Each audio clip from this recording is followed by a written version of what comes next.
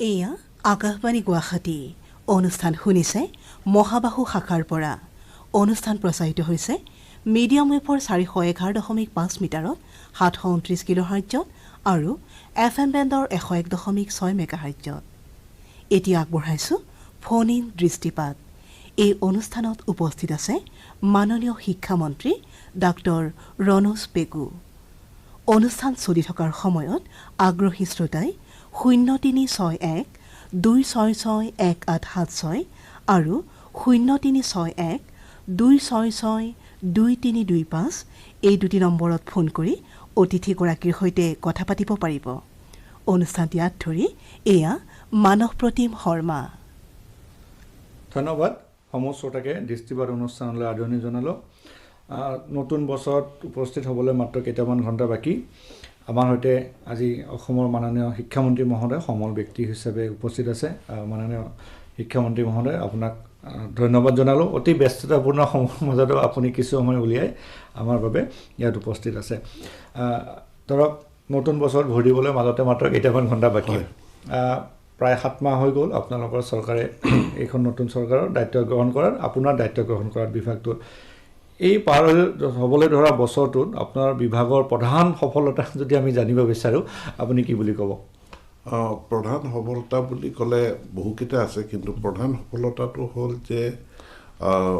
ৰাষ্ট্ৰীয় শিক্ষা নীতি 2020 সেইটো আমি বহুখিনি চিন্তা চৰ্চা কৰি এই ৰাষ্ট্ৰীয় শিক্ষা নীতিৰ প্ৰৱৰ্তনটো আমি এই 2021 বৰ্ষতে আমি আৰম্ভ কৰিলোঁ। আৰম্ভণিতে আমি দায়িত্ব লোৱাৰ পাছতে আমাৰ আটাইতকৈ ডাঙৰ প্ৰত্যাহ্বানটো আহিছিল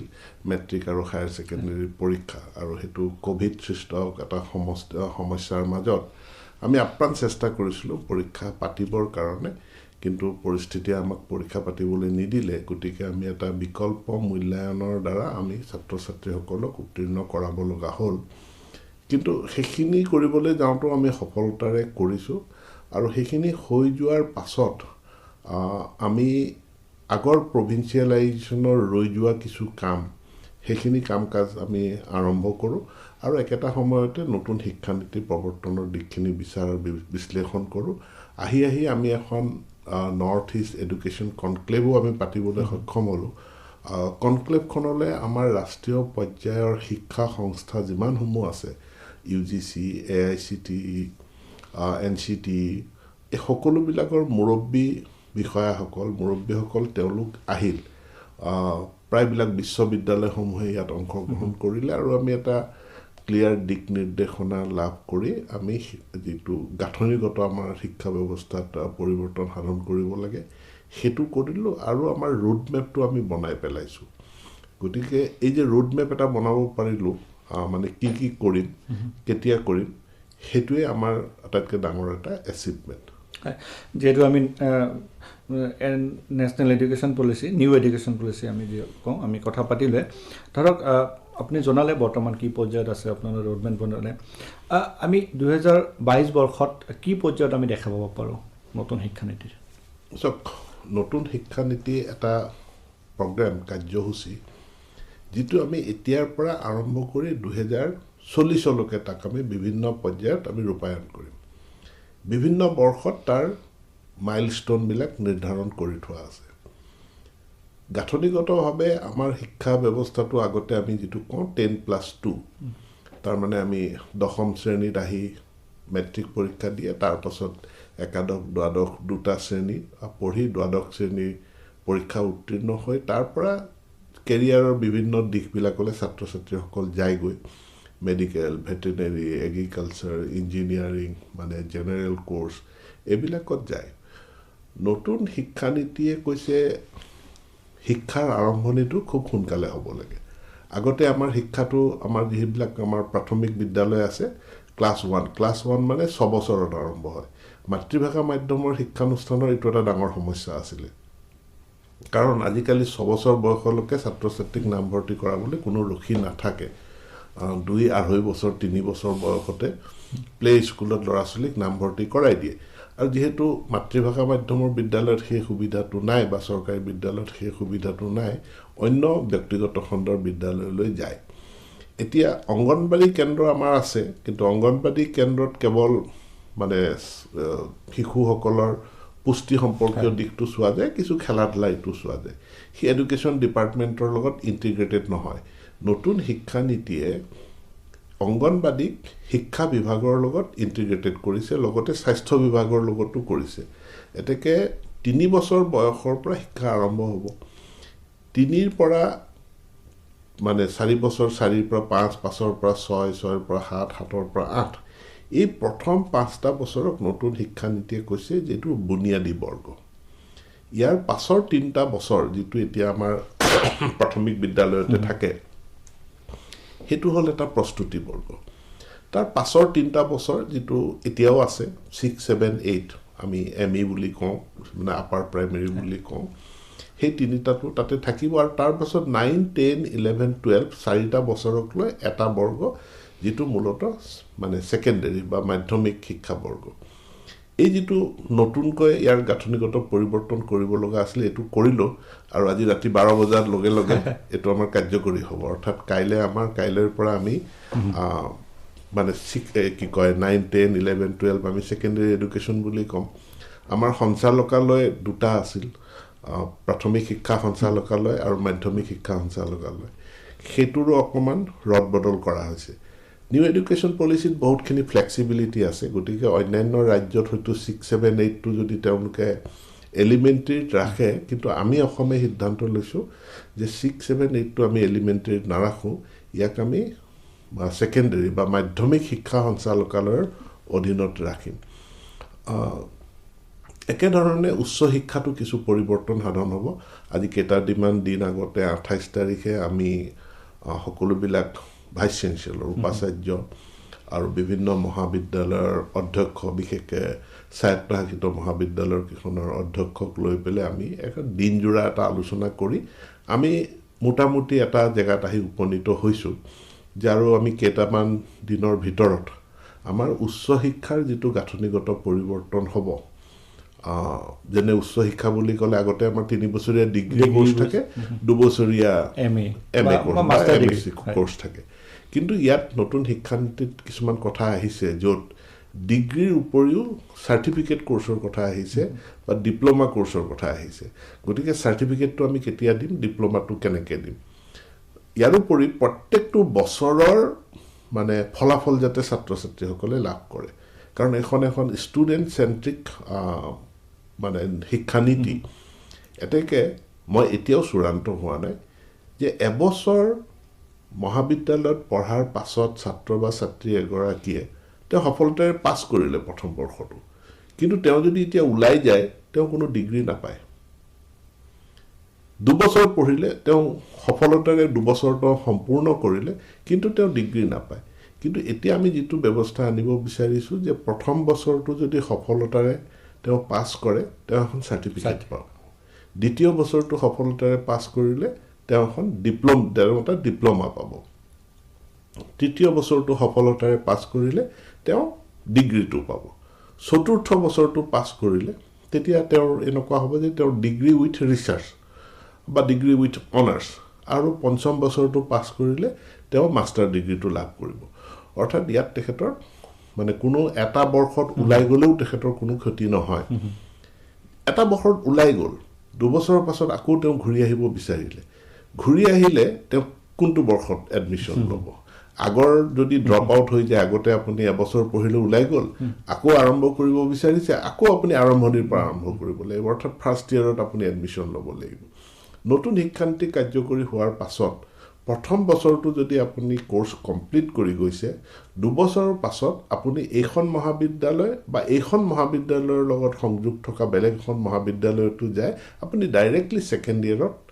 এডমিশ্যন ল'ব পাৰিব। অৰ্থাৎ ছাত্ৰ বা ছাত্ৰীগৰাকীৰ বছৰটো তেওঁৰ লোকচান নহয়। আপুনি ডিপ্ল'মালৈ ওলাই গ'ল, 3 বছৰ 4 বছৰ ক'ৰবাত চাকৰি কৰিলে, কিবা কামত থাকিলে, বা সেই সময়ত আপোনাৰ আৰ্থিক সমস্যা আছিলে, এতিয়া আপুনি 2 বছৰৰ পাছত ঘূৰি আহি বোলে মই এবাৰ ডিগ্ৰীটো কমপ্লিট কৰোঁ। তেনেকৈ যিটোক আমি কৈছোঁ, নতুন শিক্ষানীতিয়ে কৈছে যে multiple entry and multiple exit বা লেটাৰেল এণ্ট্ৰি, আপুনি মাজত কোৰ্চ এটাৰ মাজত আপুনি প্ৰৱেশ কৰিব পাৰে, আৰু কোৰ্চটোৰ মাজৰ পৰা আপুনি ওলাইও যাব পাৰে। এই সুযোগ সুবিধাখিনি নতুন শিক্ষানীতিয়ে থাকিব আৰু এইটো আমি খুব সোনকালে নটিফাই কৰিম এইটো এটা সিদ্ধান্ত লৈ হয় এগৰাকী শ্ৰোতাৰ ফোন আহিছে আমি ফোনটো লৈছোঁ হেল্ল' হেল্ল' আপোনাৰ প্ৰশ্নটো সোধক স্যাৰ নমস্কাৰ নমস্কাৰ স্যাৰ মই একজন সংযোগী শিক্ষাকৰ্মী হয় স্যাৰ আমি 1000 টাকাৰ পৰা 3000 টাকা দৰমহা লৈ 2 পৰা 6 বছৰ কাল ছিল স্যাৰ হয় স্যাৰ সৰকাৰে আমাক আগজননী নিদিয়াকৈ আমাক চাকৰিৰ পৰা অব্যাহতি দিছে হয় পিছত স্যাৰ আমি সদৌ অসম সংযোগী শিক্ষাকৰ্মী সংস্থা গঠন কৰি 2009 চনৰ পৰা আমি স্যাৰ প্ৰায় 12 বছৰ হ'ল স্যাৰ আমি বৃহৎ কাৰ্যসূচী লৈছিলো আন্দোলন কৰিছিলো স্যাৰ আমি আন্দোলন কৰি কোনো সুফল লাভ কৰিব পৰা নাছিলো হয় স্যাৰ আপোনাৰ নেতৃত্ব স্যাৰ আপোনাৰ নিৰ্দেশ মৰ্মে যোৱা 3/10/2021 চনত এখন বিশেষ টেট পৰীক্ষা অনুষ্ঠিত হৈ স্যাৰ হয় স্যাৰ এই ক্ষেত্ৰত আমি সদৌ অসম সংযোগী শিক্ষাকৰ্মী সংস্থাৰ তৰফৰ পৰা আপোনাক বহুত বহুত ধন্যবাদ জনাইছো স্যাৰ হয় স্যাৰ অতি পৰিতাপৰ বিষয় স্যাৰ আমি স্যাৰ পৰীক্ষাৰ্থীৰ ভিতৰত স্যাৰ আমি 13,906 জনেই অকৃতকাৰ্য হৈছো স্যাৰ হয় পৰীক্ষাখন স্যাৰ অতি জটিল হৈছিল স্যাৰ অলপ বিসংগতিপূৰ্ণ প্ৰশ্ন আহিছিল পাঠ্যক্ৰমৰ বাহিৰৰ পৰা প্ৰশ্ন আহিছিল যাৰ কাৰণে স্যাৰ আমি ঠিক আছে মই কথাটো কৈ দিছোঁ আমাৰ যিসকল সংযোগী শিক্ষাকৰ্মী নিযুক্তি হৈছিল সেইখিনি কোনো নিয়মীয়া শিক্ষক নিযুক্তি নাছিল অস্থায়ীভাৱে দিয়া নিযুক্তিয়ে আছিল কিন্তু একেটা সময়তে যেতিয়া আমাৰ শিক্ষাৰ অধিকাৰ আইন আহিলে তাৰপাছত national council of teacher education হ'ল আৰু তাৰ পাছত এটা গাইডলাইন বান্ধি দিয়া হ'ল যে শিক্ষক নিযুক্তি দিবলৈ হ'লে টিচাৰ এলিজিবিলিটি টেষ্টটো পাছ কৰিব লাগিব এতিয়া যিসকলে টিচাৰ এলিজিবিলিটি টেষ্ট পাছ নকৰে তেওঁলোকক নিয়মীয়া পদ্ধতিত মানে পদবীত আমি তেওঁলোকক নিযুক্তিও দিব নোৱাৰোঁ টেট পৰীক্ষা হৈ আহিছে মাজত কিছুমান অসুবিধাও হৈছে কোভিডৰ কাৰণেও আমি বহুখিনি থমকি ৰ'ব লগা হ'ল কিন্তু যেতিয়া তেওঁলোকে দাবী কৰিছে যে বিশেষ টেট পাতিব লাগে টেটৰ এটা ষ্টেণ্ডাৰ্ড আছে টেট কেনেকৈ পাতিব তাত আপোনাৰ মনৰ ইচ্ছা অনুযায়ী আমি প্ৰশ্ন কাকত নিৰ্ধাৰণ কৰিব নোৱাৰোঁ তাৰ যি গাইডলাইন আছে গাইডলাইনৰ ভিত্তিত প্ৰশ্ন কাকত নিৰ্ধাৰণ হৈ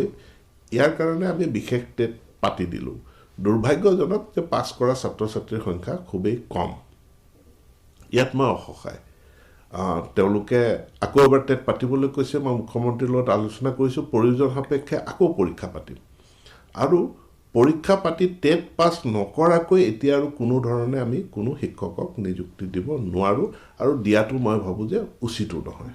হয় আন এগৰাকী শ্ৰোতাৰ ফোন আহিছে হেল্ল' স্যাৰ নমস্কাৰ নমস্কাৰ স্যাৰ মই যোৰহাটৰ পৰা ক'লো হয় স্যাৰ ইউপিৰ হিন্দী পোষ্ট ওলোৱাৰ কেতিয়া সম্ভাৱনা আছে বাৰু চাওক আমাৰ হিন্দীৰ যিখিনি পোষ্ট ইতিমধ্যে সৃষ্টি হৈ আছে সেইখিনি পোষ্টৰ যদি ভেকেঞ্চি থাকে সেই পোষ্টৰ এগেইনষ্টে এডভাৰটাইজমেণ্ট হ'ব নতুন পোষ্ট ক্ৰিয়েট কৰিব লগা যিখিনি আছে নতুন পোষ্ট ক্ৰিয়েট নকৰাকৈ আমি বিজ্ঞাপনটো দিব নোৱাৰোঁ গতিকে নতুন পোষ্ট ক'ত ক'ত লাগে সেইটো নিৰ্ধাৰণ হ'ব আমাৰ যেটা এতিয়াৰ বৰ্তমানৰ নিযুক্তিখিনি সম্পূৰ্ণ হোৱাৰ পাছত আমি যি টিচাৰ ৰেচনেলাইজ কৰিম অৰ্থাৎ আমাৰ ছাত্ৰৰ সংখ্যা অনুপাতে পিডিআৰ অনুপাতে আমি ৰেচনেলাইজ কৰিম তাৰ পাছতহে নতুন পদ সৃষ্টি কৰা বিষয়টো আহিব হয় আন এগৰাকী শ্ৰোতাৰ ফোনটো লৈছোঁ হেল্ল' হয় হয় আপুনি ছাৰক প্ৰশ্নটো সোধক নমস্কাৰ ছাৰ হয় নমস্কাৰ ছাৰ মানে মই এজন আপাৰ প্ৰাইমাৰী টেট কোৱালিফাইড কৰিছোঁ এইবাৰ 2021ত ছাৰ মোৰ প্ৰশ্নটো আছিলে যে মানে আগন্তুক যিটো ছাৰ ৰিক্ৰুইটমেণ্ট হ'ব হিন্দী টিচাৰৰ আপাৰ প্ৰাইমাৰীত তাতে প্ৰবীণটো এলাও হ'বনে ছাৰ ছাৰ্ভিচ ৰুলত কি আছে আপুনি নিশ্চয় জানে আমাৰ ছাৰ্ভিচ ৰুলত যিটো আছে এইটো আপুনি নিশ্চিতভাৱে জানে যিখিনি আগতে এলাও হোৱা নাই আৰু যিখিনি নতুনকৈ সেইখিনি এতিয়া পুনৰ বিবেচনা কৰাৰ অৱকাশ নাই যিটো টিচাৰ্ছ ৰেচনেলাইজেশ্যনৰ বিষয়টো আপুনি প্ৰসংগক্ৰমে উল্লেখ কৰিলে এতিয়া নগৰ অঞ্চলৰ স্কুলসমূহত কিছু শিক্ষকৰ সংখ্যা বেছি আৰু গ্ৰামাঞ্চলত কম গতিকে এই প্ৰক্ৰিয়াটো কেতিয়ালৈকে সম্পূৰ্ণ হৈ উঠিব বা ইয়াৰ ক্ষেত্ৰত বিহিত ব্যৱস্থা কি হ'ব এতিয়া যোৱা চৰকাৰখনৰ দিনত শেষৰ ফালে এখন আইন হ'ল কাৰণ যেতিয়া বিভিন্ন ধৰণে অভিযোগ প্ৰতি অভিযোগ আহিল টিচাৰ বদলীকৰণক লৈ, তেতিয়া এখন আইন আহিল যে সেই আইনখনৰ আধাৰতহে আমাৰ বদলিখন হ'ব।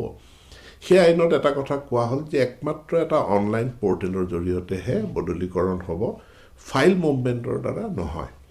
ফিজিকেল ফাইলৰ দ্বাৰা নহয়। সেইটো মন্ত্ৰীয়ে লিখি দিলেও নহয়, বিধায়কে লিখি দিলেও নহয়, বিষয়ায়ো সেইটো কৰিব নোৱাৰে। এতেকে অনলাইন পৰ্টেলটো ইতিমধ্যে আমাৰ বনাই সম্পূৰ্ণ হ'ল। সামান্য কিছু তাতে সকলোবিলাক শিক্ষকেই পঞ্জীয়ন কৰিলে, সামান্য কিছু সংখ্যক শিক্ষক বাকী আছে। আজিৰ তাৰিখলৈকে প্ৰায় 2,24,000 শিক্ষকে তেওঁলোকে পঞ্জীয়ন কৰিলে। এতিয়া পঞ্জীয়ন কৰাৰ পাছত এই পৰ্টেলৰ জৰিয়তে আমাৰ বদলীকৰণৰ কামটো আৰম্ভ কৰিম, অৰ্থাৎ শিক্ষক শিক্ষয়িত্ৰীসকলে ইয়াতে আবেদন কৰিব পাৰিব। আবেদন কৰাৰ গ্ৰাউণ্ডবিলাক বেলেগ বেলেগ হ'ব প্ৰত্যেকৰে, আইনখনত তাৰ ব্যৱস্থা আছে। কোনোবাই মিউচুৱেল বিচাৰিব, পাৰস্পৰিক বদলীকৰণ, সেইটোত কোনো সমস্যা নাই। কোনোবাই বদলীকৰণটো নিৰ্দিষ্ট গ্ৰাউণ্ডত তেওঁৰ স্বাস্থ্যৰ কাৰণে বা নিৰাপত্তাৰ ইছ্যু, কোনোবা মহিলা শিক্ষয়িত্ৰী দুৰ্গম জেগাত আছে বিচাৰিব, কাৰোবাৰ পিতৃ মাতৃৰ অসুবিধাৰ কাৰণে বিচাৰিব, এই গোটেই আবেদনখিনি জনাব পাৰিব। এই আবেদনখিনি পৰীক্ষা নিৰীক্ষা কৰাৰ কাৰণে প্ৰত্যেক জিলাত এখন জিলা কমিটি থাকিব আৰু ৰাজ্যিক পৰ্যায়তো এখন কমিটি থাকিব। জিলাখনৰ ভিতৰতে যিখিনি বদলীকৰণ কৰিব লাগে এইখিনি সেই জিলা কমিটিয়ে এপ্ৰুভ কৰি তেওঁলোকে পৰ্টেলত আপলোড কৰি দিলে বদলীকৰণখিনি জিলাৰ ভিতৰতে হৈ যাব। যিখিনি জিলা বদলীকৰণ আছে সেইখিনি বদলীকৰণ ৰাজ্যিক কমিটিখনলৈ আহিব। ইয়াৰ উপৰিও কৰ্তৃপক্ষই অৰ্থাৎ অসম চৰকাৰে স্বমত তেওঁলোকে বিভিন্ন এক্সিজেঞ্চিৰ কাৰণে প্ৰয়োজন ভিত্তিত চৰকাৰেও এই পৰ্টেলৰ জৰিয়তে বদলিৰ আদেশ নিৰ্দেশ দিব লাগিব। ইয়াত মূলত এটা বস্তু চোৱা যাব যে PTR-টো, পিউপিল টিচাৰ ৰেচিঅ'টো যাতে আমি মেইনটেইন কৰিব পাৰোঁ, সেই দিশটো চাই পেলাই এই বদলীকৰণ বা ৰেচনেলাইজেশ্যনটো হ'ব।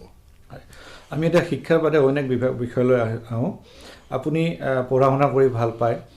বাকী আপোনাৰ খেলা ধূলাৰ প্ৰতিও আগতে ৰাপ আছিলে। 2021 বৰ্ষত আপোনাৰ বাবে ভাল লগা খবৰ কি আছিলে? মই শিক্ষা বিভাগৰ বিষয়ে সোধা নাই, সাধাৰণভাৱে শুনিছোঁ। 2000 পাৰ হ'বলৈ ধৰা বছৰটোত আপোনাৰ বাবে ভাল খবৰ কি আছিলে? পাৰ হৈ যোৱা বছৰটোত আটাইতকৈ ভাল খবৰ আছিলে লাভলীনা বৰগোহাঁয়ে অলিম্পিকত এটা মেডেল পাইছে, আৰু সেইটো 125 বছৰৰ মূৰত অসমৰ কাৰণে বহুত ডাঙৰ গৌৰৱ। আৰু লাভলীনাই সেই নতুন যুৱ প্ৰজন্মক আকৰ্ষিত কৰিছে, আৰু আমি এডুকেশ্যন ডিপাৰ্টমেণ্টে সেইকাৰণে আমি তেখেতক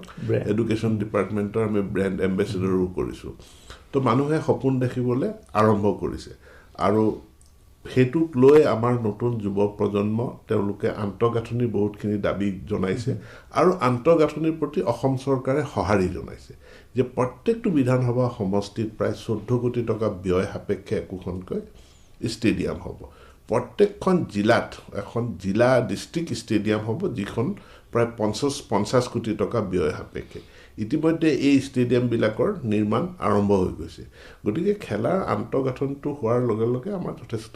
আমাৰ অসমৰ বহুত প্ৰতিভা আছে, টেলেণ্ট আছে, তেওঁলোক আগবাঢ়িব। তো এই যে বৃহৎ পৰিমাণৰ পুঁজি এটা বিনিয়োগ কৰাৰ সিদ্ধান্ত অসম চৰকাৰে ল'লে, সেইটো লাভলীনাৰ সাফল্যই তাৰ কাৰণে প্ৰধান মূলত আমাক মটিভেটিং ফেক্টৰ। আৰু এতিয়া ধৰক এতিয়া নতুন শিক্ষানীতিৰে অন্তৰ্ভুক্ত হৈছে বিষয়টো। এতিয়া খেলক মানে স্পৰ্টছক শিক্ষা ব্যৱস্থাৰ সৈতে কিদৰে জড়িত কৰিব আপুনি? ধৰক যে এই ধৰণৰ এটা পৰিৱেশ আহিব নিশ্চয়, আপুনিও বিচাৰিব যে আমি খেলকে এটা কেৰিয়াৰ হিচাপে লওঁ। হয়, তাৰ কাৰণে এখন ৰাজ্যিক স্পৰ্টছ মানে ইউনিভাৰ্চিটি, অনিৰুদ্ধদেৱ স্পৰ্টছ ইউনিভাৰ্চিটি, সেইখনৰ কাম কাজ আৰম্ভ হৈয়ে গৈছে। আৰু আমি এতিয়া গুৰুত্ব দিছোঁ কেইটামান বিষয়ত, যে প্ৰত্যেকটো শিক্ষানুষ্ঠানত sports, NCC, Bharat scout and guide, NSS এইখিনিক জনপ্ৰিয় কৰা। আৰু এইকেইদিন মই বিভিন্ন কলেজলৈ গৈ দেখিছোঁ যে তাত তেওঁলোকৰ NCC উইংটো ভাল, শক্তিশালী। কিন্তু NCCৰ লগে লগে আমি ভাৰত স্কাউট এণ্ড গাইড, তাৰপাছত NSS সেইখিনিকো জনপ্ৰিয় কৰিব লাগিব। জিলা পৰ্যায়ত মূলত জিলা যি স্পৰ্টছ এছ'চিয়েশ্যন থাকে তেওঁলোকৰ নেতৃত্বত শিক্ষা বিভাগৰ লগত একোখনকৈ কোঅৰ্ডিনেশ্যন কমিটি কৰিবলৈ কোৱা হৈছে। আৰু আমাৰ যিটো বিদ্যালয় সপ্তাহ হয়, সেই বিদ্যালয় সপ্তাহটো যাতে নিয়মিতভাৱে হয়। এতিয়া ক'ভিডৰ কাৰণে বহুত বস্তু স্থবিৰ হ'ল, আমি প্ৰত্যেকখন বিদ্যালয়লৈ স্পৰ্টছৰ গুডছ কিনিবৰ কাৰণে বাৰ্ষিক অনুদান এটা আগবঢ়াওঁ সেই অনুদানটোৰ যাতে সৎ ব্যৱহাৰ হয় টুৰ্ণামেণ্ট হ'ব লাগে ইভেণ্ট হ'ব লাগে ইভেণ্ট যেতিয়ালৈকে নহয় টেলেণ্টখিনি প্ৰকাশিত নহয় গতিকে বিদ্যালয় সপ্তাহ আন্তঃবিদ্যালয় সপ্তাহ ডিষ্ট্ৰিক্ট টুৰ্ণামেণ্ট এইখিনি বেছিকৈ অনুষ্ঠিত কৰাৰ ক্ষেত্ৰত শিক্ষা আৰু মানে আমাৰ ক্ৰীড়া বিভাগে যৌথভাৱে কাম কৰিব লাগিব এইটো ভাল আমাৰ শ্ৰোতাসকলে নিশ্চয় ভাল পাব এই কথাখিনি শুনি আন এগৰাকী শ্ৰোতাৰ ফোন আহিছে আমি ফোনটো লৈছোঁ হেল্ল' ছাৰ নমস্কাৰ নমস্কাৰ ছাৰ মই এম ই স্কুলৰ ছায়েন্স টিচাৰ ৰেগুলাৰ আৰু ছাৰ মোৰ এপইণ্টমেণ্ট হৈছিলে 2017 চনত বৰাক ভেলীত এই হাইলাকান্দিত আৰু মোৰ ঘৰ হ'ল বিশ্বনাথ চাৰিআলি আৰু ছাৰ তেতিয়া যেতিয়া এপইণ্টমেণ্টটো হৈছিলে তেতিয়া এডভাৰটাইজমেণ্টত মানে লেংগুৱেজৰ নাছিলে তো মই বাঙালী মিডিয়াম স্কুলত এপইণ্টমেণ্টটো মোৰ হ'ল তেতিয়া এইটো উল্লেখ নাছিলে মই অসমীয়া মিডিয়ামৰ ছাত্ৰ আছিলোঁ তো ইয়াত আহি পেলাই বহুত অসুবিধা হৈছে আৰু মাজত বহুবাৰ মানে অভিযোগো হৈছে গাঁৱৰ ৰাইজে কমপ্লেইনো কৰিছে আমি পঢ়াব নাজানো ভাষা নাজানো এনেকৈ আৰু মাজতে মাজুলীতো সেই ঘটনা ঘটি গ'লে বা আন্দোলনো হ'ল ৰাইজে আন্দোলনো কৰিলে অভিযোগ উত্থাপন কৰিলে মানে বড়ো মিডিয়ামৰ ল'ৰা ছোৱালীবিলাকৰ এপইণ্টমেণ্ট মানে অসমীয়া মিডিয়াম স্কুলত কৰিছে আমাৰো সেই সমস্যা আমাৰ বৰাক ভেলীতো এই মিডিয়াম লৈ যিখিনি সমস্যা আছে ইতিমধ্যে বৰাক উপত্যকাত থকা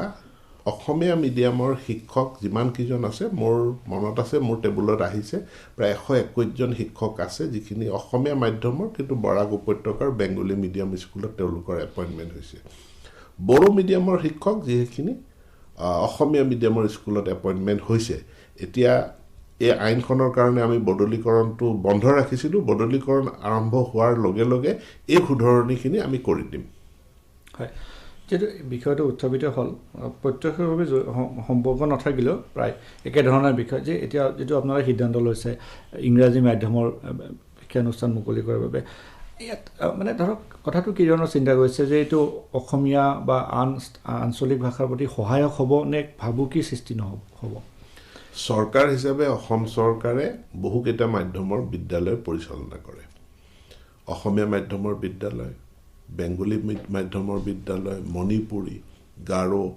বড়ো বিভিন্ন মাধ্যমৰ বিদ্যালয় আমি পৰিচালনা কৰি আহিছোঁ তাৰ মাজত অতীতৰে পৰা আমি ইংৰাজী মাধ্যমৰ স্কুলো পৰিচালনা কৰি আহিছোঁ এইটো একেবাৰে নতুন কথা একেবাৰেই নহয় মাজত কেন্দ্ৰীয় চৰকাৰৰ পৰা এডুকেশ্যনেলি বেকৱাৰ্ড ডিষ্ট্ৰিক্টত বিশেষভাৱে আদৰ্শ স্কুল প্ৰতিষ্ঠা কৰাৰ কথা আহিল আৰু সেই সময়ত সেই সিদ্ধান্তটো হ'ল এই আদৰ্শ বিদ্যালয়খিনি ইংৰাজী মাধ্যমত হ'ব আৰু CBSE কোৰ্চত হ'ব কাৰণ আমাৰ ওচৰত বহু দুখীয়া খেতিয়ক ৰাইজৰ দাবী আহে যে আমি আমাৰ ল'ৰা ছোৱালীক ইংৰাজী মাধ্যমত পঢ়াব বিচাৰিছোঁ চৰকাৰে কিয় সুবিধাটো নিদিয়ে গতিকে আমি এই 46খন আমি বিদ্যালয় প্ৰতিষ্ঠা কৰিবলৈ আগবাঢ়িলোঁ 25খন বিদ্যালয় খুব সুন্দৰভাৱে চলি আছে 21খন বিদ্যালয় নিৰ্মীয়মান অৱস্থাত আছে আৰু এই বিদ্যালয়খিনিৰ প্ৰতি যিটো সঁহাৰি আছে ৰাইজৰ যি দাবী আছে সেই দাবীৰ পৰিপ্ৰেক্ষিতত আমি এতিয়া প্ৰত্যেকটো সমষ্টিত এখনকৈ CBSE কোৰ্চৰ বিদ্যালয় অসম চৰকাৰে পৰিচালনা কৰিব কিন্তু আমাৰ সিংহভাগ বিদ্যালয় অসমীয়া মাধ্যমৰ বিদ্যালয় আছে থাকিব আমি সেই অসমীয়া মাধ্যমৰ বিদ্যালয়খিনিক অৱহেলা কৰিছোঁ নেকি নিশ্চিতভাৱে নাই কৰা এই অসমীয়া মাধ্যমৰ বিদ্যালয়খিনিৰ আন্তঃগাঁথনি উন্নয়ন কৰাৰ কাৰণে আমি 2000 কোটি টকা বিনিয়োগ কৰিম 2022-23ত এই 20000 যে এতিয়া আমি শিক্ষক নিযুক্তি দিম ইয়াৰ সিংহভাগ গৰিষ্ঠ সংখ্যক শিক্ষকে নিযুক্তি পাব এই অসমীয়া মাধ্যমৰ স্কুলখিনিত বা বেংগলী মাধ্যমৰ স্কুলখিনিত গতিকে মাতৃভাষা মাধ্যমৰ বিদ্যালয়ক আমি কতো গুৰুত্বহীন কৰিব বিচৰা নাই কিন্তু আমি যেনেকৈ বিভিন্ন মাধ্যমৰ স্কুল চলাইছোঁ তাতে আমি এতিয়া 25খন অহা দিনকেইটাত আৰু 21খন সংযোজিত হ'ব ৰাইজৰ দাবীৰ পৰিপ্ৰেক্ষিতত আৰু এটা সময়ত গৈ 126টা সমষ্টিৰ প্ৰত্যেকতে আমাৰ এখন মডেল বিদ্যালয় থাকিব আন এগৰাকী শ্ৰোতাৰ ফোন আহিছে হেল্ল' ছাৰ নমস্কাৰ ছাৰ পুনৰ হাইস্কুল টেষ্টৰ সম্ভাৱনা আছেনে বাৰু কি ক'লে ছাৰ পুনৰ হাইস্কুল টেষ্ট সম্ভাৱনা আছে টেট পৰীক্ষাটা নিয়মিতভাৱে হ'ব ছাৰ হাইস্কুলৰ হ'বনে হ'ব পৰীক্ষা হ'ব 22ত হ'ব নেকি বাৰু হ'ব কাৰণ আমাৰ প্ৰত্যেক বছৰে একাংশ শিক্ষক অৱসৰ গ্ৰহণ কৰে সেই খালী পদবিলাক আমি পূৰণ কৰিব লাগিব কৰিবৰ কাৰণে আমাক টেট কোৱালিফাইড টিচাৰ লাগিব গতিকে টেটটো আমি পাতিবই লাগিব চাকৰিৰ ক্ষেত্ৰত যদি আমি যেতিয়া কথা পাতোঁ যে প্ৰথমতে যে চৰকাৰী চাকৰি কিন্তু চৰকাৰী চাকৰি সীমিতভাৱেহে থাকে স্বাভাৱিকতে কথা গতিকে এতিয়া প্ৰফেচনেল কোৰ্চৰ বৃত্তিমুখী শিক্ষাৰ যথেষ্ট প্ৰয়োজনীয়তা আছে বিভিন্ন উচ্চ শিক্ষানুষ্ঠানসমূহত অসমৰ আৰম্ভ হৈছে বৃত্তিমুখী কোৰ্চ ইয়াক অধিক প্ৰসাৰৰ বাবে আপোনাৰ পৰিকল্পনা কি হ'ব আমাৰ বহুকেইখন পলিটেকনিক নিৰ্মীয়মান অৱস্থাত আছে কেইবাখনো ইঞ্জিনিয়াৰিং কলেজ আমাৰ নিৰ্মীয়মান অৱস্থাত আছে গতিকে ইঞ্জিনিয়াৰিং কলেজ পলিটেকনিকৰ নেটৱৰ্কটো আমাৰ যথেষ্ট পৰিমাণে হৈ গৈছে মেডিকেল কলেজো আমাৰ প্ৰায় প্ৰতি জিলাতে মেডিকেল কলেজ হোৱাৰ নিচিনা এটা অৱস্থালৈ আমি গ'লোঁ ল কলেজত আমাৰ গেপ এটা আছিল গতিকে সেই 9খন ল কলেজ নতুনকৈ প্ৰতিষ্ঠা কৰাৰ জৰিয়তে সেই ল কলেজৰ গেপটো আমি নাইকিয়া কৰিব পাৰিছোঁ এতেকে প্ৰফেচনেল কোৰ্চত মই ভাবোঁ যে এইখিনি বিদ্যালয় এইখিনি মহাবিদ্যালয় বা পলিটেকনিক গঢ় লৈ উঠাৰ পাছত আমি যথেষ্ট সংখ্যক ছাত্ৰ ছাত্ৰীক তাতে একমডেট কৰিব পাৰিম কিন্তু নতুন শিক্ষানীতিত এটা ডাঙৰ চেলেঞ্জ আছে যে আমি হাইস্কুলৰ পৰাই স্কিল ডেভেলপমেণ্ট দক্ষতা বিকাশক আমি শিক্ষা পাঠ্যক্ৰমৰ এটা পাৰ্ট কৰিব লাগিব তাৰ মডেলিটিটো কেনেকুৱা হ'ব সেইটোৰ ওপৰত আমাৰ কিবা চিন্তা চৰ্চা চলি আছে কিন্তু প্ৰথম পদক্ষেপত আমি সকলো বিদ্যালয়ত যাতে কম্পিউটাৰ শিক্ষা আমি প্ৰদান কৰিব পাৰোঁ তাৰ এটা পৰিকল্পনাৰ ৰূপৰেখা এই কেইদিনত আমি প্ৰস্তুত কৰি আছোঁ এগৰাকী শ্ৰোতাই মোক ফোনযোগে সুধিছিলে প্ৰশ্নটো আপুনি যিহেতু কম্পিউটাৰ শিক্ষাৰ বিষয়টো উত্থাপন কৰিলে যে একাংশ কম্পিউটাৰ শিক্ষকৰ তেওঁলোকৰ নিযুক্তি হৈছিলে কিন্তু চাকৰি তেওঁলোকে স্থায়ী হোৱা নাই এই ক্ষেত্ৰত আপুনি কিবা উত্তৰ দিব নেকি তেখেতসকলক ইয়াত জটিলতাটো সেই কাৰণেই আহিল যে এটা সময়ত স্কিল ডেভেলপমেণ্ট মিছনৰ অধীনত যিটো আমাৰ NSQF বুলি কয় নেশ্যনেল স্কিল কোৱালিফিকেশ্যন ফ্ৰেমৱৰ্ক তাৰ অধীনত RMS ৰাষ্ট্ৰীয় মাধ্যমিক শিক্ষা অভিযানৰ ওচৰত প্ৰজেক্ট দিয়াৰ ফলস্বৰূপে এই স্কিল ডেভেলপমেণ্টৰ কোৰ্চখিনি পৰিচালনা কৰিবলৈ আমি প্ৰাইভেট পাৰ্টিক দায়িত্ব দিব লগা হ'ল গতিকে তাত যিসকল ফেকাল্টি থাকে যিসকল ইনষ্ট্ৰাক্টৰ থাকে সেই ইনষ্ট্ৰাক্টৰসকলক দৰমহা দিয়াৰ দায়িত্বটো সেই কোম্পানীৰ পূৰ্বে এই দায়িত্বটো অসম চৰকাৰৰ আছিল অসম চৰকাৰে একাংশক নিয়ে ৰেগুলাৰাইজেশ্যন কৰিলে অৰ্থাৎ সম্পূৰ্ণ নিয়মীয়াকৰণ নহয় নিয়ে ৰেগুলাৰাইজেশ্যন কৰিলে গতিকে এতিয়া আমাৰ দুটা কেটেগৰী অফ টিচাৰ হৈ গ'ল যে এইখিনি নিয়ে ৰেগুলাৰাইজড আৰু এইখিনি কোম্পানীৰ অধীনত তেওঁলোক অনিশ্চিত গোটেই বিষয়বস্তুটো চালি জাৰি চাই এটা কম্প্ৰিহেনচিভ মানে কোনো ধৰণৰ ফ্ল নথকা পলিচি এটালৈ মই যাব বিচাৰিছোঁ আৰু সেইটোৰ কাৰণে কেইবালানিও আলোচনা হৈছে এতিয়া আমি ছাৰ্ভে কৰি আছোঁ বিদ্যালয়বিলাকত আমি ইণ্টাৰনেটৰ সুবিধাটো কিমান আছে 2 নম্বৰ মই কম্পিউটাৰটো দিছোঁৱেই যেনিবা কম্পিউটাৰ দিছোঁ কিন্তু বিদ্যালয়খনত ইলেক্ট্ৰিচিটি কানেকশ্যন আছে নাই চৰকাৰে 100% সকলো বিদ্যালয়ত ইলেক্ট্ৰিচিটি কানেকশ্যন দিব পাৰিছে বা দিবলৈ এতিয়া ল'লে এইবাৰো আমি 20,000 স্কুলক ইলেক্ট্ৰিচিটি কানেকশ্যন দিম কিন্তু বিলটো পৰিশোধ নিয়মিতভাৱে হৈছে নাই নে ইলেক্ট্ৰিচিটি কানেকশ্যনটো আছে কিন্তু ডিপাৰ্টমেণ্টে সেইটো APDCLে কাটি থৈছে তেতিয়াও ছাত্ৰ ছাত্ৰীসকলে নাপাব গতিকে আন্তঃগাঁথনিৰ সমস্যাখিনি জুকিয়াই লৈ পেলাই এই জানুৱাৰী মাহটোৰ ভিতৰতে মই আটাইবিলাক ইনস্পেক্টৰ অফ স্কুলছ লগতে শিক্ষক সংগঠনকেইটাৰ প্ৰতিনিধি কিছু বিদ্যালয়ৰো প্ৰতিনিধি লগত লৈ মই এখন উচ্চ পৰ্যায়ৰ মিটিং কৰিম আৰু মই ভাবোঁ যে এটা সমাধানত আমি যাব পাৰিম আন এগৰাকী শ্ৰোতাৰ ফোন আহিছে হেল্ল' হয় ছাৰ উভয়ে নমস্কাৰ ল'ব হয় আপুনি ছাৰ প্ৰশ্নটো সোধক হয় মই দৰং জিলা মাহিৰপৰা গাঁৱৰ পৰা কৈছিলোঁ নিত্যানন্দ ডেকা প্ৰশ্ন হ'ল কি মানে আমাৰ ইয়াতে একাদশ শ্ৰেণীৰ যিটো চৰকাৰে বিনামূলীয়াকৈ কিতাপ দিওঁ বুলি কৈছিলে খুব বেছিতে 2-1 তেনেকৈহে পোৱা হৈছে ছাত্ৰ ছাত্ৰীবিলাকে আৰু আমি বাহিৰত বিচাৰিও কিতাপ পাবলৈ নাই মানে বহুত অসুবিধা হৈছে ছাৰ এইটো কি কাৰণত হৈছে মই অকণমান আমাৰ সকলোৰে হয়তো অভিভাৱকবিলাকৰ চিন্তাটো মৰিলেহেঁতেন এইটোতো কোনো পৰিস্থিতিত হ'ব নালাগে যোৱাবাৰ কোভিড পৰিস্থিতিৰ মাজতো আমি কিতাপ ছপা কৰি সকলো জিলালৈ কিতাপ যোগান ধৰিছোঁ এতিয়া জিলাৰ পৰা বিদ্যালয়সমূহলৈ কিতাপ যোগান ধৰিব লাগে এনেকুৱা বিসংগতি হ'বই নোৱাৰে সকলো ঠাইলৈ নিয়মিতভাৱে কিতাপ যোগান ধৰা হৈছে আৰু এতিয়াও আমি কিতাপ ছপা কৰি আছোঁ আমি ফেব্ৰুৱাৰী মাহত সকলো জিলালৈ আমি কিতাপসমূহ যোগান ধৰিম যদি কোনো নিৰ্দিষ্ট বিদ্যালয়ত কোনো সমস্যা আছে তেনেহ'লে এইটো মোক ফেচবুকত মোক এটা মেছেজ দিলে ফেচবুকৰ মেছেঞ্জাৰ এটা থাকে গতিকে মোৰ ফেচবুক পেজটোত বা মোৰ নামৰ ফেচবুকত আপোনালোকে মোক মেছেজ এটা দিলে মই এইটো চাই দিম ক'ত কি আছে হয় আৰু যেহেতু এতিয়া 3 তাৰিখৰ পৰা সমগ্ৰ ভাৰতবৰ্ষতে 15 বছৰৰ ওপৰত ল'ৰা ছোৱালীৰ বাবে কোভিড ভেকচিনেশ্যন আৰম্ভ কৰিব নিশ্চয় আজি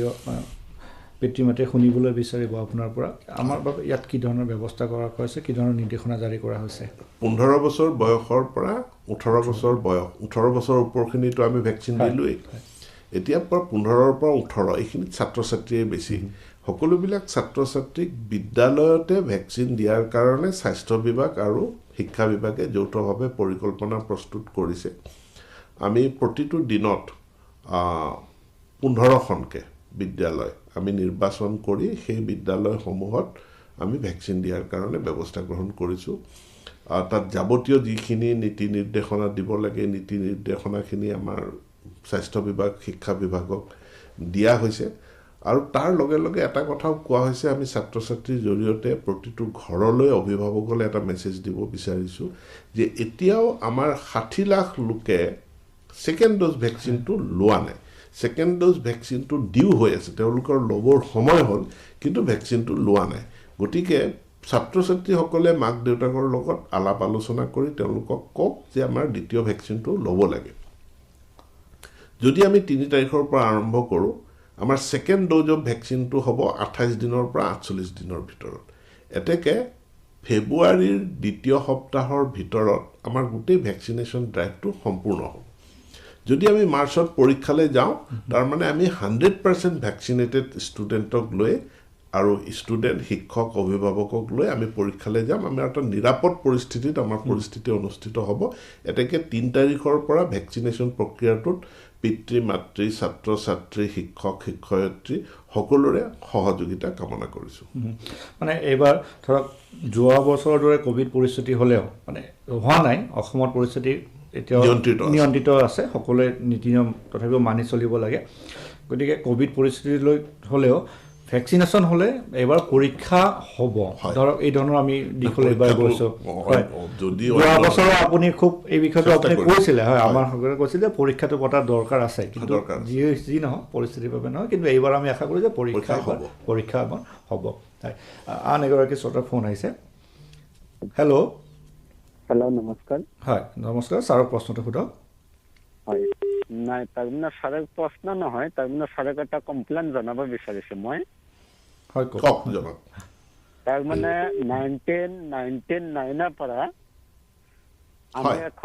আমি এখন হেণ্ডিক্যাপ স্কুল চলাই আছো ছাৰ হয় কিন্তু সেই স্কুলখনত এতিয়ালৈকে ডাইস্কুট নাপাওঁ আমি ডাইস্কুট নোপোৱাৰ কাৰণে এতিয়া যোন হেণ্ডিক্যাপ ল'ৰা ছোৱালীবিলাক স্কুলত পাঠদান লৈছে হয় সেই ল'ৰা ছোৱালীখিনি স্কুলৰ ছেফটিত একো ব্যৱস্থা কৰিব নোৱাৰো হয় সেইকাৰণে অলপ সহায় কৰি দিলে ভাল আছিল নেকি আমাৰ যিসকল অন্ধ ছাত্ৰ ছাত্ৰী বা হেণ্ডিক্যাপ ছাত্ৰ ছাত্ৰী তেওঁলোকৰ কাৰণে বিশেষভাৱে সক্ষম তেওঁলোকৰ বিদ্যালয় কেইখনমান আছে যিখিনি সমাজ কল্যাণ বিভাগে পৰিচালনা কৰে বিদ্যালয় কেইখন আমাৰ শিক্ষা বিভাগৰ অধীনত নহয় কিন্তু এতিয়া আমি সমাজ কল্যাণ বিভাগৰ লগত কথা পাতিছোঁ যাতে আমি এডুকেশ্যন ডিপাৰ্টমেণ্টৰ লগত মানে সমন্বিত কৰিব পাৰোঁ ইণ্টিগ্ৰেট কৰিব পাৰোঁ বিদ্যালয় কেইখনক আৰু আমাৰ সৰ্বশিক্ষা মিছনৰ পৰা যিখিনি সা সুবিধা তেওঁলোকে পাব লাগে সেইখিনিও যাতে আমি দিব পাৰোঁ তাৰ ব্যৱস্থা মই খুব সোনকালে কৰি আছোঁ হয় আমি যদি আন এক প্ৰসংগলৈ আহোঁ যে যোৱা কিছুদিন ধৰি বিষয়টো খুব চৰ্চিত হৈ আছিলে যে ৰিমছ এপৰ বিষয়লৈ তাত এইটো ন্যায়ালয়ৰ মজিয়া পালে ইমান কি প্ৰয়োজন যে ৰিমছ এপটো লাগিব শিক্ষকৰ বাবে অভিযোগটো যিহেতু বহু সময়ত থাকে যে সময়মতে শিক্ষক উপস্থিত নহয় এতিয়া আমি চৰকাৰী চাকৰি এটা কৰিছোঁ প্ৰত্যেকটো কাৰ্যালয় সি চৰকাৰী হওক বেচৰকাৰী হওক আজিকালি বায়োমেট্ৰিক্স বা অন্য ধৰণে তেওঁলোকে এটেণ্ডেঞ্চটো দিব লাগে গতিকে আমাৰ শিক্ষক শিক্ষয়িত্ৰীসকলৰ এটেণ্ডেঞ্চটো দিব লাগিব আৰু ছাত্ৰ ছাত্ৰীসকলৰ এটেণ্ডেঞ্চটো আমি জানিব লাগিব গতিকে আমাক এটা ডিভাইচ লাগে ইয়াৰ কাৰণে সেই ডিভাইচটো প্ৰস্তুত কৰা হৈছে আৰু ইয়াত মই ভাবোঁ সাংঘাতিক ধৰণে আপত্তি কৰিবলগীয়া একো নাই হাইকোৰ্টে ইতিমধ্যে গোটেই বিষয়খিনি চালি জাৰি চাই হাইকোৰ্টে এটা নিৰ্দেশনা দিছে আমি চৰকাৰেও আমি জনাইছোঁ যে নিৰ্দিষ্টভাৱে এজন শিক্ষকৰ মোবাইলটোৰ পৰাই আমাক লাগিব এনেকুৱা কোনো কথা নাই কিন্তু এটেণ্ডেঞ্চটো আমাক লাগিব এটেণ্ডেঞ্চটোত কম্প্ৰমাইজ হ'ব নোৱাৰে গতিকে এই এটেণ্ডেঞ্চ সুনিশ্চিত কৰাৰ কাৰণে আধুনিক প্ৰযুক্তিয়ে আমাক যিখিনি সুবিধা দিছে সেই প্ৰযুক্তি আমি ব্যৱহাৰ কৰিমেই আৰু এটেণ্ডেঞ্চটো সকলোৱে দিব লাগিব ছাত্ৰ ছাত্ৰীৰ এটেণ্ডেঞ্চো লাগিব শিক্ষক শিক্ষয়িত্ৰীৰো লাগিব কৰ্মচাৰীৰো লাগিব কাৰণ আমি চৰকাৰৰ ওচৰত যিহেতু আমি কাম কৰিছোঁ আমি দায়বদ্ধ হয় আন এগৰাকী শ্ৰোতাৰ ফোন আহিছে হেল্ল' হয় কওক ছাৰ নমস্কাৰ নমস্কাৰ ছাৰ মই ঢকুৱাখানাৰ পৰা ক'লোঁ কওক মই ছাৰ হাইস্কুলত কৰ্মৰত এজন প্ৰায় নিয়মীয়া ঠিকাভিত্তিক শিক্ষক ছাৰ হয় ছাৰ আমি লখিমপুৰ ডিষ্ট্ৰিক্টৰ 306জন শিক্ষকে আজি 4 মাহ কমপ্লিট হ'ল ছাৰ আজি হয় দৰমহা পোৱা নাই হয় গতিকে ছাৰ এই বিষয়ত অকণমান ছাৰ আমাৰ প্ৰতি আপোনাৰ সহায় হিচাপে আমি দৰমহাটো যাতে মাহেকৰ মূৰত পাওঁ তাৰ এটা ব্যৱস্থা কৰিবৰ কাৰণে সেইকাৰণে মানে আপুনি নিজেই কৈছে যে আপোনাৰ চাকৰিটো প্ৰায় নিয়মীয়া অৰ্থাৎ নিয়মীয়া নহয় ইট ইজ নিয়াৰ ৰেগুলাৰাইজ নহয় এতিয়া যিসকল ৰেগুলাৰ শিক্ষক তেওঁলোকে ট্ৰেজাৰীৰ জৰিয়তে ৰেগুলাৰ তেওঁলোকে দৰমহা পায় যিখিনি নিয়াৰ ৰেগুলাৰাইজ তেওঁলোকে দৰমহাটো তেনেধৰণে নাপায় কাৰণ তেওঁলোকৰতো আমি স্লিং ড্ৰ কৰি ফাইনেন্সৰ পৰা পইচাটো ড্ৰ কৰি আমি সঞ্চালকৰ একাউণ্টত ল'ব লাগে ইয়াৰ পৰা আকৌ তেওঁলোকৰ বেংক একাউণ্টবিলাকলৈ ট্ৰান্সফাৰ কৰিব লাগে মুখ্যমন্ত্ৰী যথেষ্ট আগ্ৰহ প্ৰকাশ কৰিছে আৰু মই বিত্তমন্ত্ৰীৰ লগত আলাপ আলোচনা কৰি আছোঁ যে ইয়াত বাজেট মানে তেওঁলোকৰ চেলাৰী হেডটোৰো এটা কথা আছে গতিকে মাননীয় বিত্তমন্ত্ৰী অজন্তা নেওগ বাইদেউৰ লগত মই ইতিমধ্যে আলোচনা আৰম্ভ হৈছে আমি এটা উপায় উলিয়াইছোঁ আমি এটা ডিভাইচ বনাব বিচাৰিছোঁ যিটো ডিভাইচৰ জৰিয়তে মাহে মাহে ট্ৰেজাৰীৰ জৰিয়তে যাতে এই প্ৰায় নিয়মীয়া শিক্ষকসকলকো আমি দৰমহা দিব পাৰোঁ হয় পুনৰ এগৰাকী শ্ৰোতাৰ ফোন আহিছে নমস্কাৰ ছাৰ নমস্কাৰ মই লখিমপুৰৰ নাৰায়ণপুৰৰ পৰা কৈছোঁ ফকৰুদ্দিনে কৈছোঁ মই হয় কওক তাৰমানে ছাৰ মই প্ৰাইমাৰী টিচাৰ হয় মই জানিব খুজিছিলোঁ মানে ৰেচনেলাইজেশ্যনৰ আৰু গুণোৎসৱৰ আগতে মিউচুৱেল ট্ৰান্সফাৰটো হ'ব নেকি সম্ভাৱনা সম্পূৰ্ণৰূপে আছে যে গুণোৎসৱৰ আগতে আমি মিউচুৱেল ট্ৰান্সফাৰটো আৰম্ভ কৰিব পাৰিম যোৱা কিছুদিনৰ পৰা এই বিষয়টো চৰ্চিত হৈ আছিলে যে হায়াৰ ছেকেণ্ডেৰী ডিলিং কৰি অনা গতিকে তাৰ বাবে এতিয়া কি পৰ্যায়ত আছে আৰু তাৰ বাবে ধৰক যদি আন্তঃগাঁথনিৰ প্ৰয়োজন হ'ব তাৰ বাবে আমি কিমান দূৰ সাজু হৈছোঁ আমি ইতিমধ্যে বৰ্তমানে আমি সাজু আমাৰ 121খন মহাবিদ্যালয়ত হায়াৰ ছেকেণ্ডেৰী কোৰ্চটো আছে আমি 2022-2023ত আমি মহাবিদ্যালয়ত হায়াৰ ছেকেণ্ডেৰীৰ নামভৰ্তি আমি বন্ধ কৰিব বিচাৰিছোঁ আৰু সেইকাৰণে আমি যে 2000 কোটি টকা বিনিয়োগ কৰিম বুলি ক'লোঁ মূলতঃ হায়াৰ ছেকেণ্ডেৰী স্কুল তাৰ আন্তঃগাঁথনি উন্নয়নত ইয়াৰ যথেষ্ট সংখ্যক পুঁজি আমি বিনিয়োগ কৰিম ইতিমধ্যে আমাৰ ডাটাবিলাক আমি সংগ্ৰহ কৰিছোঁ আৰু সংগ্ৰহ কৰি আমি কলেজ শিক্ষকসকলকো আমি অনুৰোধ জনাইছোঁ যে যিহেতু আপোনালোকৰ মহাবিদ্যালয়ৰে ছাত্ৰ ছাত্ৰীসকল অহা বছৰৰ পৰা মহাবিদ্যালয়লৈ নাহে তেওঁলোক হায়াৰ ছেকেণ্ডেৰী স্কুললৈ যাব সেই হায়াৰ ছেকেণ্ডেৰী স্কুলকেইখন আপোনালোকেও ইনস্পেকশ্যন কৰক তাত কি আন্তঃগাঁথনিৰ নাটনি আছে চৰকাৰক জনাওক সেই আন্তঃগাঁথনিৰ নাটনিখিনি যাতে আমি দূৰ কৰিব পাৰোঁ ইয়াৰোপৰি আমি ইতিমধ্যে এই 2021 চনত 213খন আমি হাইস্কুলক হায়াৰ ছেকেণ্ডেৰীলৈ উন্নীত কৰিলোঁ এই 2022 বৰ্ষটোত আমাৰ বাছনি প্ৰক্ৰিয়া আৰম্ভ হৈয়ে গ'ল আমি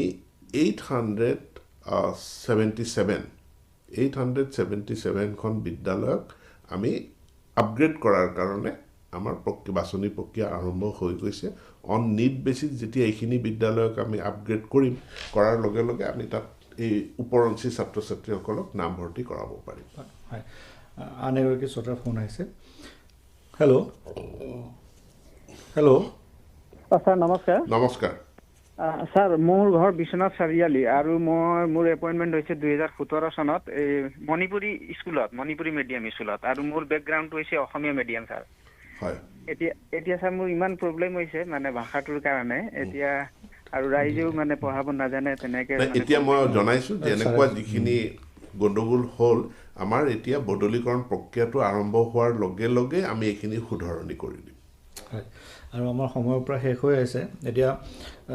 ছাত্ৰ ছাত্ৰীসকলৰ বাবে নতুন বছৰৰ আপুনি কি উপহাৰ সাজু কৰি থৈছে ছাত্ৰ ছাত্ৰীসকলৰ প্ৰতি মই শুভেচ্ছা জনাইছোঁ আৰু বিশেষকৈ নিজকে খাপ খুৱাই তুলিব লাগিব আৰু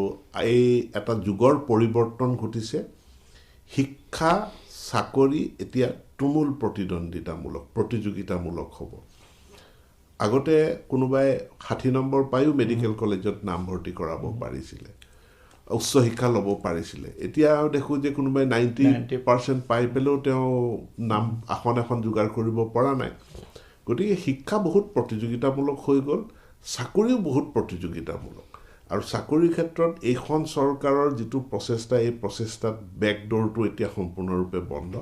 স্বচ্ছভাৱে নিকাভাৱে যিয়ে পৰীক্ষাৰ ফলাফল ভাল কৰিব পাৰিছে তেওঁই চাকৰিটো পাইছে এতিয়া মই কৈ দিলে আৰু কোনো চাকৰি নাপায় বা কোনোবা মন্ত্ৰীৰ এখন স্লিপ লৈ আহিলে চাকৰি নাপায় যেহেতু নাপায় ছাত্ৰ ছাত্ৰীসকলে প্ৰতিযোগিতাত অংশগ্ৰহণ কৰিবই লাগিব তাৰ কাৰণে নিজকে প্ৰস্তুত কৰিবৰ কাৰণে মই আহ্বান জনাইছোঁ আৰু শেষত পূৰ্বে যিটো কোভিডৰ বাবে গুণোৎসৱ যোৱা বছৰ আপোনালোকে কৰিব পৰা নগ'লে এইবাৰৰ প্ৰস্তুতি কি ধৰণৰ বা আমি গুণোৎসৱৰ পৰৱৰ্তী পৰ্যায়ৰ পৰা আমি আটাইতকৈ কি ভাল ফল আশা কৰিব পাৰোঁ চাওক আমাৰ শিক্ষাত আমি যিমানখিনি সংস্কাৰ সাধন কৰিছোঁ বা কৰাৰ পদক্ষেপ লৈছোঁ এইখিনি গুণোৎসৱৰে আমি ফলাফল আমাৰ ইংৰাজী বিজ্ঞান গণিত তিনিটা বিষয়ত আমি এবাৰ ফ'কাছ কৰি পেলাই তাত শিক্ষাৰ মানদণ্ড উন্নত কৰিব বিচাৰিছোঁ সেইটো গুণোৎসৱৰে ফচল আন্তঃগাঁথনিত আমি ব্যাপক পুঁজি আমি ইনভেষ্ট কৰিছোঁ সেইটো গুণোৎসৱৰে ফচল গুণোৎসৱৰ জৰিয়তে আমি আন্তঃগাঁথনিত ক'ত নাটনি আছে আমি গম পাইছোঁ আৰু সেইখিনি আমি দূৰ কৰাৰ কাৰণে আমি প্ৰস্তুত লৈছোঁ 2018 গুণোৎসৱৰ পাছত এতিয়ালৈকে প্ৰায় 950 কোটি টকা বিভিন্ন জেগাত আন্তঃগাঁথনি উন্নয়নৰ কাৰণে আমি ব্যয় কৰাৰ প্ৰচেষ্টা আৰম্ভ কৰিলোঁ আধাতকৈ বেছি তাৰ ৰূপায়নো হৈ গৈছে উপৰঞ্চি আমি প্ৰায় 2000 কোটি টকা বিনিয়োগ কৰিম গতিকে গুণোৎসৱে আমাক বহুতখিনি গুৰুত্বপূৰ্ণ ফিডবেক দিয়ে যিখিনি ফিডবেকৰ ওপৰত নিৰ্ভৰ কৰি আমি ভৱিষ্যতৰ পৰিকল্পনাখিনি কৰোঁ হয় আমি যি সময় শেষ হ'ল এটা বিষয় আলোচনা কৰিবলৈ থাকি গ'ল ঠিক বিষয় নহয় যে এই গোটেই সমগ্ৰ প্ৰক্ৰিয়াৰ সৈতে যিসকল শিক্ষক জড়িত থাকে যাক আমি বেকগ্ৰাউণ্ড বুলি কওঁ কোভিডৰ সময়ত তেওঁলোকে অনলাইন শিক্ষা বা যি ধৰণৰ অফলাইন অনলাইন বৰ্তমান তেওঁলোকে চলাই আছে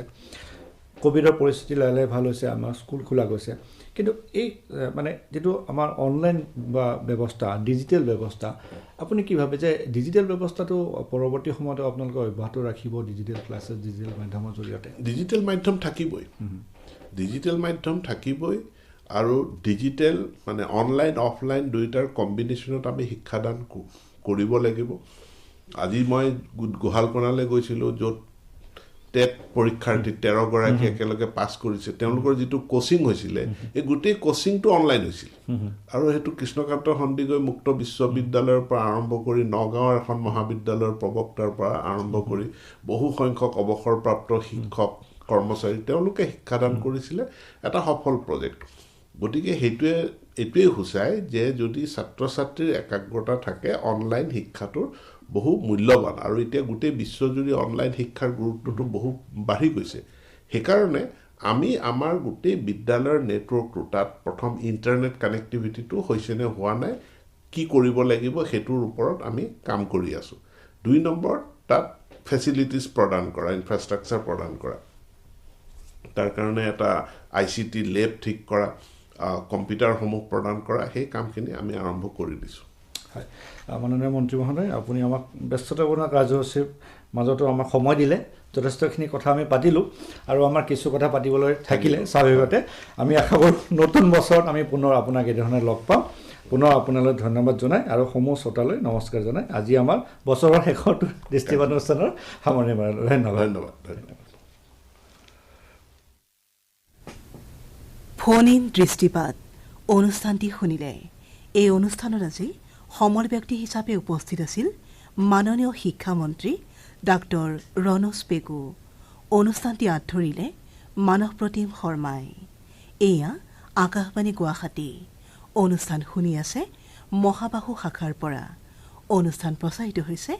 মিডিয়াম ৱেভৰ 411.5 মিটাৰত 729 কিলোহাৰ্টজত আৰু FM বেণ্ডৰ 101.6 মেগাহাৰ্টজত।